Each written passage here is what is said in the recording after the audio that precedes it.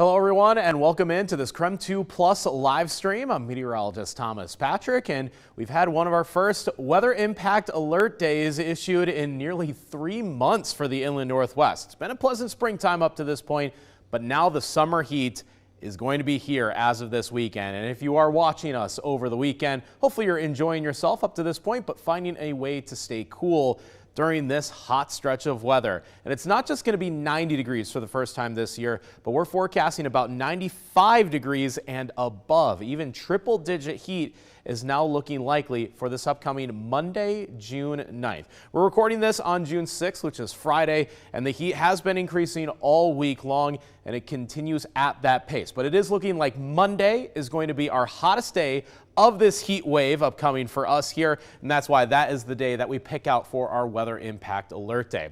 We'll start with the big picture here, and it's a big ridge in the jet stream that is just pushing that bubble of heat right over the Northwest. So that's why our temperatures have been increasing day in after day out this past week, and once the axis of that ridge is directly over the West Coast, that's when we end up getting the hottest weather overall, and even a slight southerly or southwesterly wind usually push those temperatures up by yet another notch. It very well could be record-breaking for the season.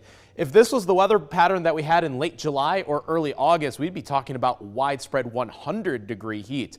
But for the first half of June, that'll push the bracket into mainly the mid-90s, which will eventually be record high temperatures for at least a few days for Monday and possibly Tuesday as well. So temperatures are going to go about 95 to 102 degrees for most of the inland Northwest. That will be the high temperatures, of course, anywhere above 90 after we hit about the noon hour for that day. The most important thing to do is to stay hydrated and have a way to stay cool, whether it's just inside the comfort of your own home with air conditioning, or if you need to go somewhere to cool off, like one of the many libraries, the public libraries that have plenty good air conditioning to take advantage of when the weather is this hot, especially for the upcoming Monday.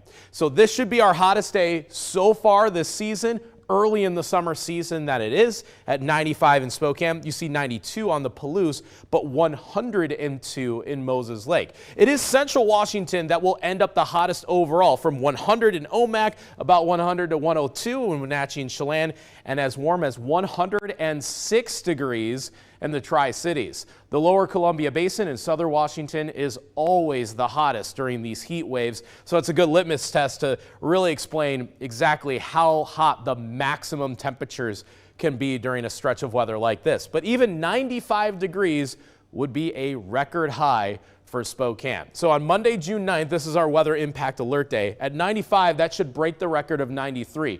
We're already forecasting 2 degrees above the record. Funny enough, on Tuesday, this will also be a record high at 93. The record, weirdly enough, is only 90 for that day. Seems a little low, and it is lower compared to some of the other days around it. So just think of it as like putting the hurdle a little bit lower, easier to jump over that. So that's 2 days in a row of forecasting above the record highs.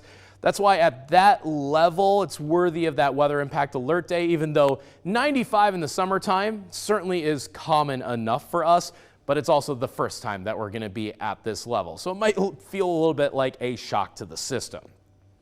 So when we talk about these alert days, of course, we want to give you that heads up, make sure you're well prepared, offer some very simple tips. A lot of you will probably just do this anyways without even thinking about it, but it is worth just reiterating. When it comes to heat safety, it's like 3 different criteria. Make sure you're keeping yourself safe, others safe, and your pets safe as well. It starts by drinking plenty of water, staying hydrated and taking breaks with air conditioning, and making sure that your body internal temperature can stay cool. For others, make sure to just check on your friends, your family members, young kids, or elderly grandparents. Make sure their AC is working as well and they're not left in an uncomfortable environment. And never, ever leave kids in the car. You always hear about putting your phone in the back seat to make sure that you check the back seat before you run inside, whether it's even the grocery store or a shopping market.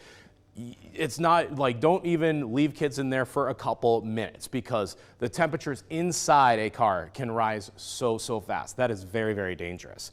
And for pets, they need to stay hydrated too, so make sure they have plenty of water to drink. And don't walk on pavement, especially the asphalt and the blacktop in the middle of the day with the sun shining directly on the pavement. A good test for that is if you can't hold your hand down on the ground for more than 10 seconds, it's too hot for your pet's paws as well. So that's the way to test that. So again, heat safety for yourself, for others, and for your pets during this hot stretch of weather. Good example is, again, we talk about the danger of leaving kids in cars.